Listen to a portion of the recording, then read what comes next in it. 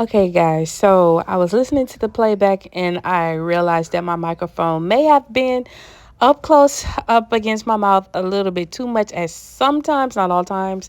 But there's going to be some parts of the video, primarily in the first part of the video, where it may be a little bit louder. So you may want to turn your volume a little bit lower or at least not have a headset on. So here's the message, and I hope you enjoy.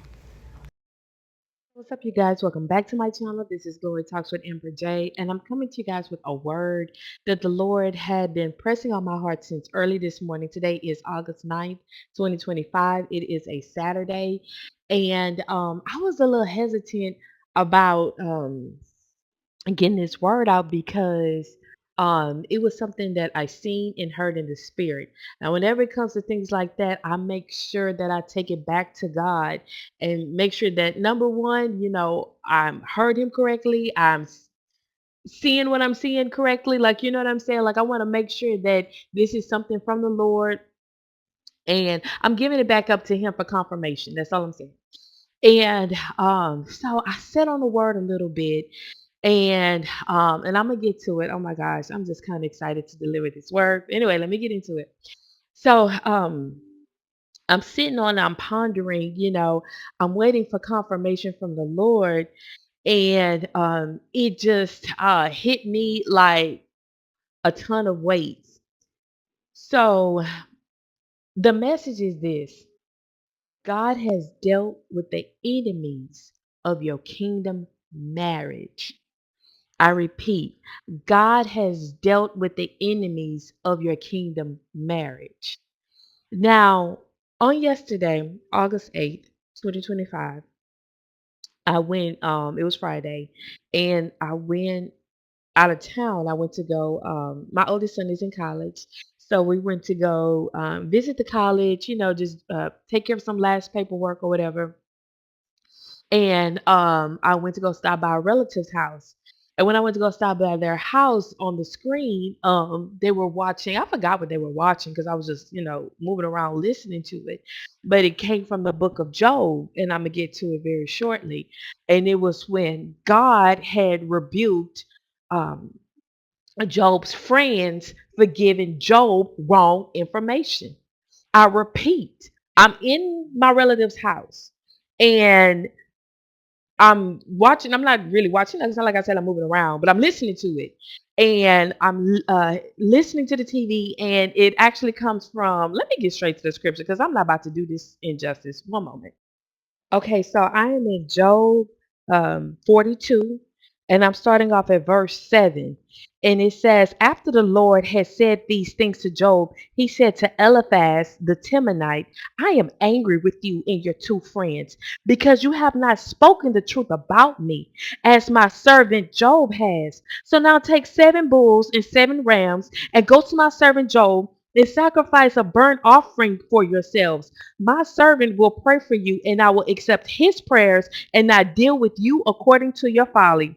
You have not spoken the truth about me, as my servant Job has. So Eliphaz the Temanite, Bildad, and Shuhite the Zophar, the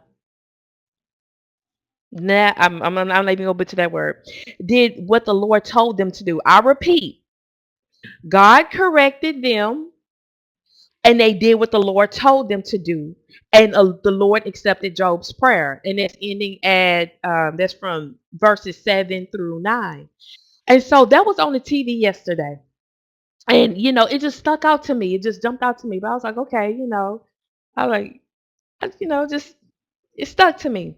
So here we are. Today is August 9th, 2025. I'm getting ready to clean out of my garage, and but let me go early this morning. When I woke up this morning, I heard in the spirit, she hates me. And it was like a dialogue between two people. I heard she hates me. And that was presumably, we're just gonna say this because this is what I heard. I didn't see this. I heard she hates me, but I seen in the spirit the other person say, I'm sorry. So I I began to like the way it was presented to me was like a dialogue between the person who said I'm sorry was giving bad information to your kingdom spouse. And they realize it. And the reason why they realize it is because God has dealt with them about it. This is what I seen. The second person saying I am sorry, they had to go back to the person, your kingdom spouse, because they know that they had given them bad information in regards to you and your marital promise. And God Himself had to step in and correct that other person and say, no, you misrepresented me. You threw a wrench in this. You overstepped your boundaries. You talked on something you didn't know about. And God corrected that person. This is what I'm saying. So there was just sitting on me this morning. I was like, Lord, I brought it back to the Lord and I was like, I just want to make sure I'm getting this correctly. I'm presenting it back towards you. So, I let time pass. I made a post this morning about some cherries that I had seen. I seen some I had bought some cherries the other day and I noticed I was like, these cherries, you don't see three cherries coming from one stem. And I immediately thought of Ecclesiastes chapter 4, verse 12, where it says, though one may be overpowered, two can defend themselves, but a cord of three strands is not easily broken. I put that on the community post today because I was like, when I seen these cherries, that's what it made me think of. It's like a strand of three cords. It's not easily broken, right? And so I put that on a community post. Yet I'm still pondering about the message from yesterday that when I was watching TV, I don't know what it was. The preacher on TV, he was quoting Job, where God was correcting um, Job's friends, telling them, "Hey, you misrepresent him. He got them right. Like, no, you said wrong." And then I'm thinking about what I seen and heard in the spirit this morning about one person saying, "I heard she hates me," and the other person coming back to apologize because they knew that they were an influential voice in the decision making of your kingdom spouse, and it caused that kingdom spouse to look at you incorrectly. It caused the kingdom spouse to sabotage the relationship. And now they feel like the kingdom spouse feel like you hate them, but the person, I'm gonna say the person of influence, knew that they got blood on their hands too. So the message is this. This is what the Lord is saying. God has put an end to the lies and the misrepresentations about you and also what He put together.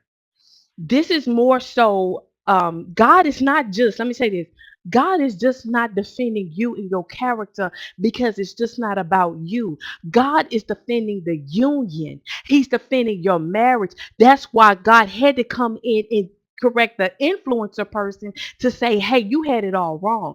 Now, please note, this influencing person could be a trusted friend, a family member. It's not the counterfeit. Counterfeits are just wiped off the map. Like there's no correction in them. They know what they're doing. They don't care. But this person, for whatever reason, they probably thought that they were looking out for that individual.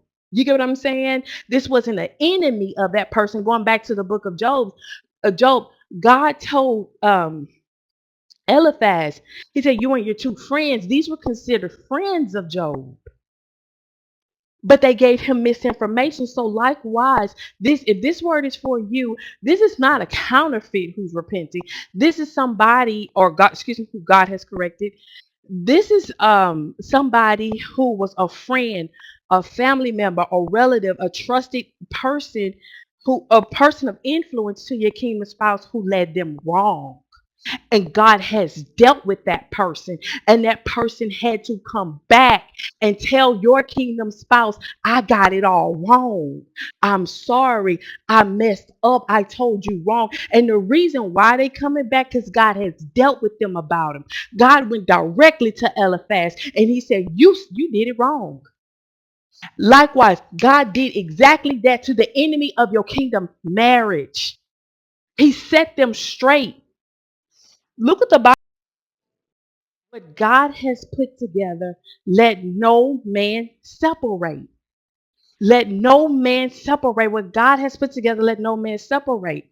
So God has told that person, the person who's working against your kingdom marriage. See, they're not really working against you or that person, but they didn't know that they was being used by the enemy to work against the union. So that's what I'm saying. You don't want to take it personal because they were just wrong. It's not that they hate you or it's not a personal attack, but it was an attack against the union.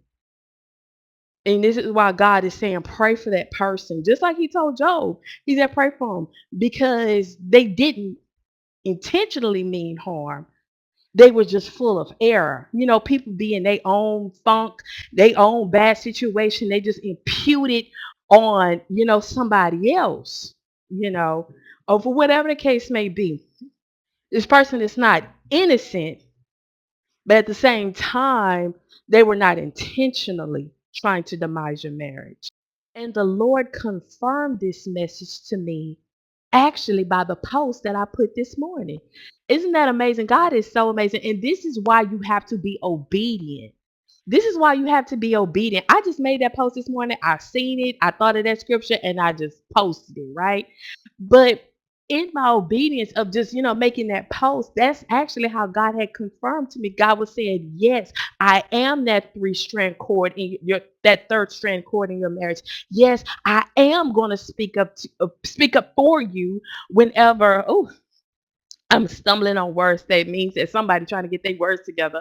Oh my gosh. Anyway, God is saying, I am that third strand cord. I am fighting for your marriage. Even when you can't speak and defend yourself or speak up for yourself, I am going to speak up for you. So just to recap, God has dealt with the enemies as it pertains to your marital promise. God has dealt with them. Okay, and like I said, it's not a counterfeit because counterfeits just don't know no better. Like I said, these people are just from the wasteland. God forgive me. I hate to address them as such. There's some people like I just don't get it. I don't see how some people could just do all this manipulation, witchcraft tactics, all this stuff, and they still don't want you. That's beyond me. This is someone who had pure intent. They were in severe error because they didn't know what they were messing with. They didn't know that God had co-signed this union, not even co-signed it. God put it together. And God himself dealt with this person. I don't know how he dealt with them. I don't know if they were able to, God gave them a dream and they were able to see the real you.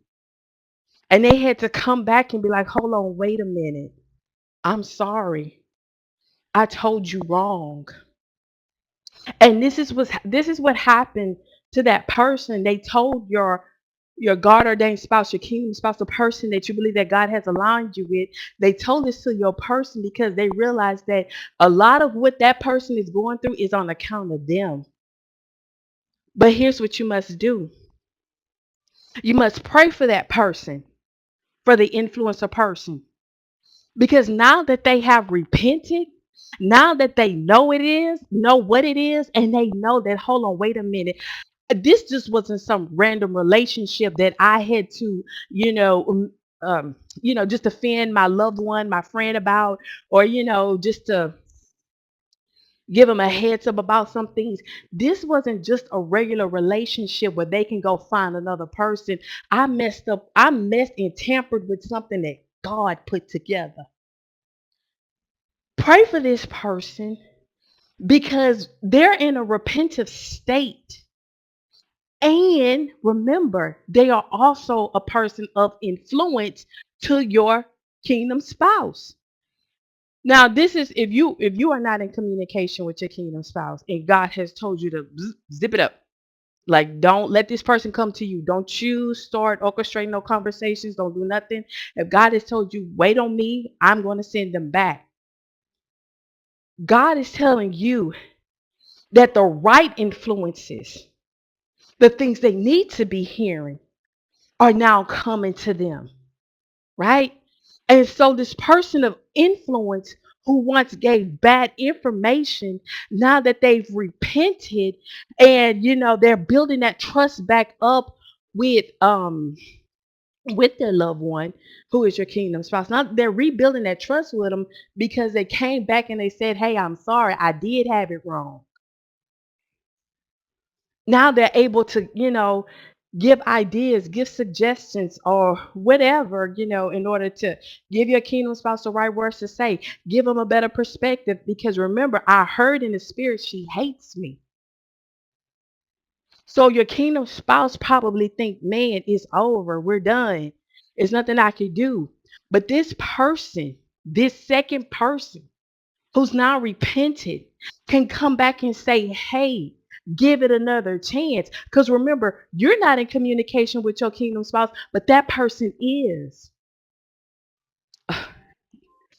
Yeah, this is some wisdom. This is some good stuff, okay? That person is. That person can tell your kingdom spouse what's right, or, just be what they were supposed to be all along, which is a vessel of God as it pertains to your marital promise and not a vessel of the enemy. So, just to wrap it up, um, God is the third strand cord in your marriage, and if He's ever fought, I hate to say it like that because God don't fight, but for lack of better terms, if God has ever stood firm or stood for your marriage, He's still doing it today. He says, I am the same today, tomorrow, and forevermore. His stance didn't change. Yeah, you woe out, that person is worn out, all this extra stuff that's understandable. But God is not. He's not. He's not. He's that third strand cord in your marriage. He's dealt with your enemies, the enemies of your marriage. You still gonna have some, but this is very particular. This is a very particular scenario and case.